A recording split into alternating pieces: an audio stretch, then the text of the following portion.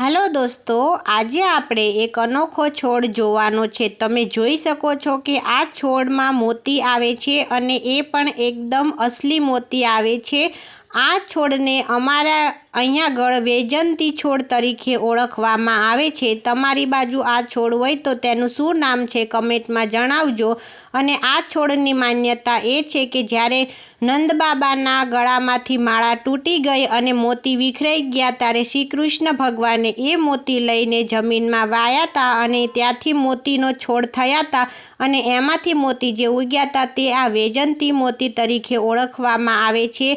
अने आ मोतीनी खासियत ए होय छे कि आ श्री कृष्ण भगवाने वधारे वहाला होय छे एटले एमने माळा करीने પહેરાવવામાં આવે છે। તેમજ જોઈ શકો છો आ मोतीमां कोई पण प्रकारनुं तमारे वींधुं पाडवानुं रहेतुं नथी, काणुं पाडवानुं रहेतुं नथी। आ मोतीनी अंदर ज काणुं पड़ेलुं होय छे। खाली तेने अंदरथी जे होय तेना बीया जेवुं ते काढी नाखो एटले तमे कुदरती रीते आनीमां काणुं पाडेलुं होय छे।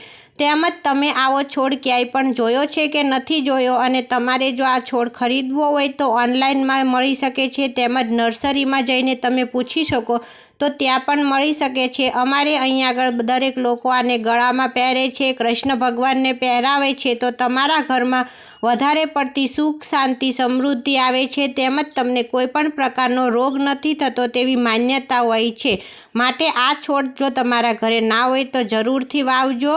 અને આનો ખાલી एक मोती જ તે તમારે જમીનમાં મૂકવાનો રહેશે એટલે તરત આવો છોડ થઈ જાય છે અને એક મોતીમાંથી તો પછી નીકળીને ઘણા બધા મોતી થઈ જાય છે। જય શ્રી કૃષ્ણ। ફરીવાર મળીશું નવા વિડીયોમાં।